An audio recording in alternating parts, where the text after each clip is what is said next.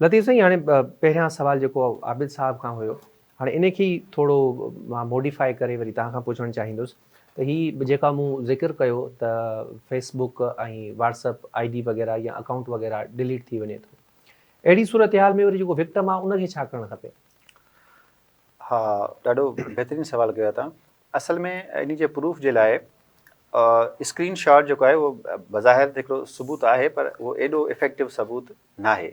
WhatsApp ते जेकर तव्हांखे को स्कैम अचे थो, तव्हांखे हिरास कयो वञे थो या का फॉल्स इंफॉर्मेशन तव्हांखे डिलीवर थिए थी, त व्हाट्सअप जो नंबर आहे, ठीकु आहे, उन तां तव्हां कंदो स्क्रीन शॉट रखंदो, भाई हीअ इंफॉर्मेशन आई आहे, व्हाट्सअप नंबर आहे, हू रिमूव कंदो त हुननि वटि उनजी डेटा हूंदी। जेकॾहिं फेसबुक ते का अहिड़ी आई.डी सर्कुलेट करे थी, त सभ खां पहिरियों तव्हां उन आई.डी जी जेका लिंक आहे, प्रोफाइल लिंक, उहा कॉपी करे तव्हां फौरी तौर ते जेके टेक्स्ट ही माना पाण सवली सिंधी में चऊं था देसी टोटको था हा, ॿुधायो। देसी टोटको थो ॿुधायां त पोस्ट जेका लॻे थी तव्हांजे ख़िलाफ़, सभ खां पहिरियां उन आई.डी जंहिं हई आहे उनजी लिंक, ग्रुप ते आई आहे उन ग्रुप जी लिंक, ठीकु आहे न, प्रोफाइल लिंक आई.डी जी, उहा तव्हां फौरी तौर ते कॉपी करे ऐं तव्हां वटि खोड़ सोर्सिस आहिनि, उते तव्हां पेस्ट करे छॾियो, कंहिं दोस्त खे सेंड करे छॾियो या नोट पैड में महफ़ूज़ करे छॾियो। उन खां पोइ उन पोस्ट जी लिंक उहा तव्हां कॉपी करे उहा टेक्स्ट में तव्हां उहा पाण वटि सेव करे छॾियो। पोइ तव्हां स्क्रीन शॉट कढो ऐं फौरी तौर ते तव्हां उन ते सभ खां पहिरियां त जेकॾहिं तव्हांजे ख़िलाफ़ु कोई स्कैम थियो आहे, तव्हांजो नालो यूज़ थियो आहे या कुझु पंहिंजे दोस्तनि खे पंहिंजी ओरिजिनल आई.डी तां आगाह कयो, जीअं दोस्त उनखां महफ़ूज़ रहनि। उन खां पोइ फौरी तौर ते तव्हां साइबर क्राइम में वञो ऐं उहा लिंक जेका आहे उहा आई.ओ खे फराहम कयो या साइबर क्राइम जी एप्लीकेशन में बि उहा शामिलु कयो ऐं थ्रो ईमेल या उहा कयो। त लिंक जेका आहे उहा जंहिं महिल भली पोस्ट डिलीट बि थी वञे, आई.डी हू डीएक्टिवेट करे छॾे, त उन लिंक ते उहा हर शइ जेका आहे उहा रिकवर करे वठंदा। उहो एफ.आई.ए. वटि पाण वटि बि उहे हूंदा आहिनि सोर्सिस।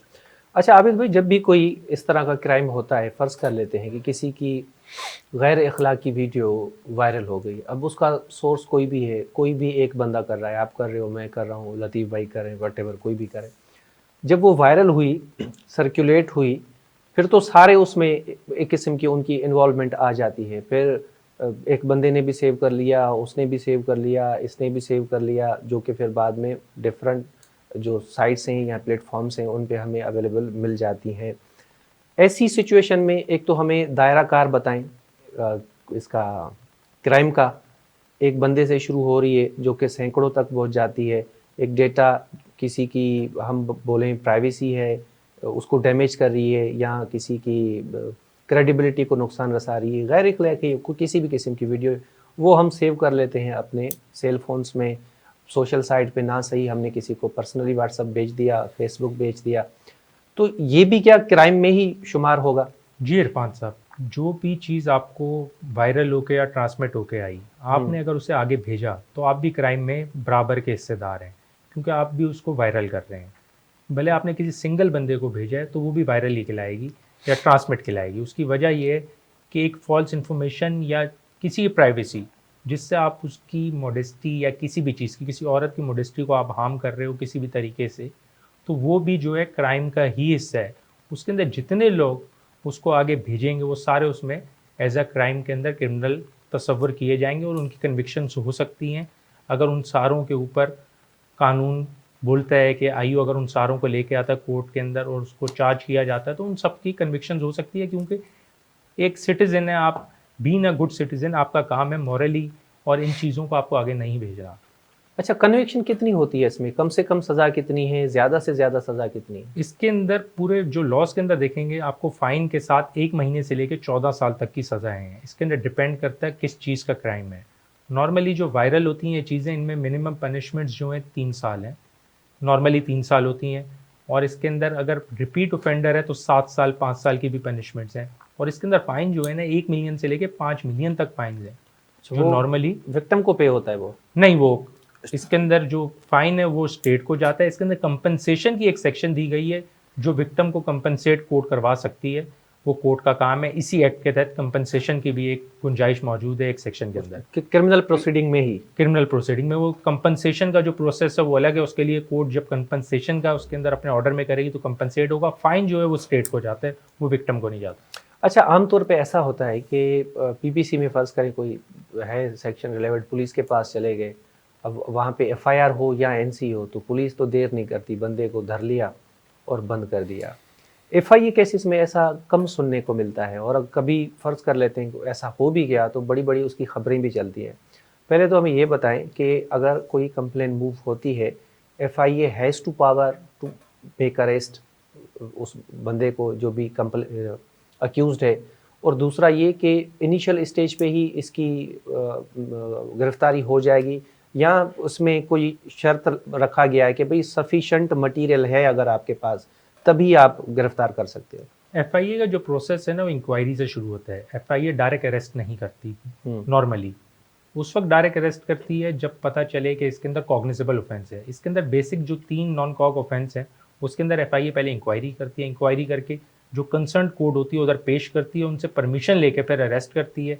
कोर्ट से परमिशन लेके कंसर्न, क्योंकि फिर उसके अंदर नॉन कॉग में, नॉन कॉग के अंदर कोर्ट से परमिशन लाजमी है। अच्छा ये भी समझा दें हमारे व्यूअर्स को कि ये कॉग क्या होता है। कॉग्निजेबल ऑफेंस वो होते हैं जिसके अंदर एफआईआर काटने के लिए परमिशन की ज़रूरत नहीं होती। नॉन कॉग ऑफेंसेस वो होते हैं जिसके अंदर एफआईआर काटने से पहले आपको कंसर्न कोर्ट से परमिशन लेनी पड़ती है एविडेंस दे के।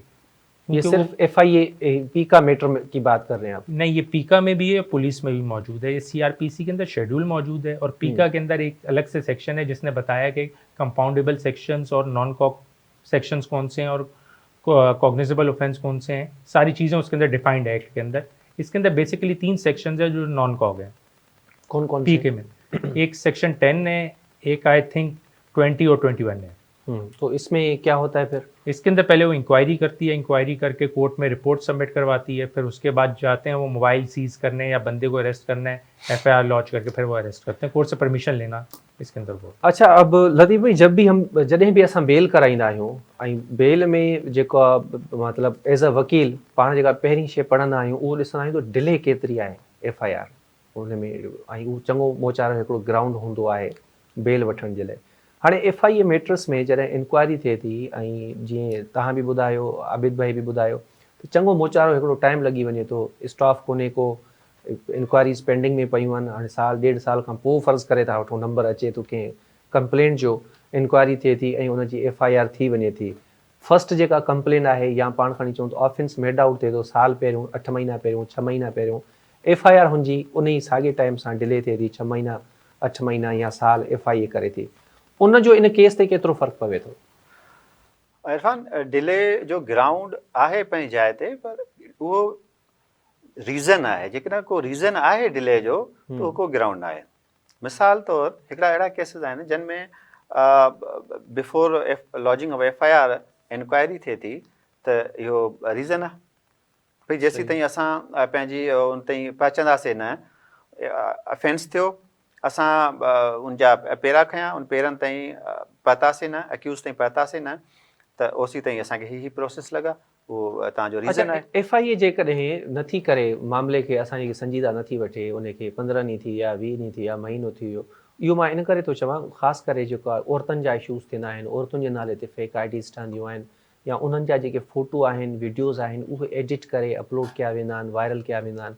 हाणे इन्हनि कंप्लेंट खे एंटरटेन करण में जेकॾहिं एफआईए लेट करे थी, का पेशरफ़्त नथी करे, त पोइ छा करणु खपे मुतासिर खे? सर, सवलो कमु आहे। अदालतूं जेके आहिनि उहे शुक्र आहे कुझु न कुझु असांखे अदालतुनि में उमेदु अञा बि बाक़ी आहे। कंप्लेनेंट जेको हुयो बिरादर हुयो, ऐं जेके ट्रांसमिट तस्वीरूं थियूं उहे हुनजी भेण जूं हुयूं, ऐं उहो आबिद साहब खां तव्हां बहितर ॿुधाए सघे थो। आबिद साहब हाणे कन्विक्शन कराई आहे, ऐं ज़रूरी आहे असांजे नाज़रीन जे लाइ त असां समाज में इहो मैसेज ॾियूं त किथे बि असांखे कंहिं बि सूरत में सरेंडर न करणु खपे न। हिकिड़ो माण्हू अहिड़ो हीनियस क्राइम करे थो, उनजे ख़िलाफ़ु कॾहिं बि जेको आहे सो चुप थी न वेहणु घुरिजे। जेकॾहिं असां चुप थियूं था त इहा असांजी शराफ़त न, इहो हुनखे छूट आहे त हू वरी निकिरी वरी को ॿियो अहिड़ो अमल कंदो जंहिंमां मुआशिरे खे नुक़सानु पहुचंदो।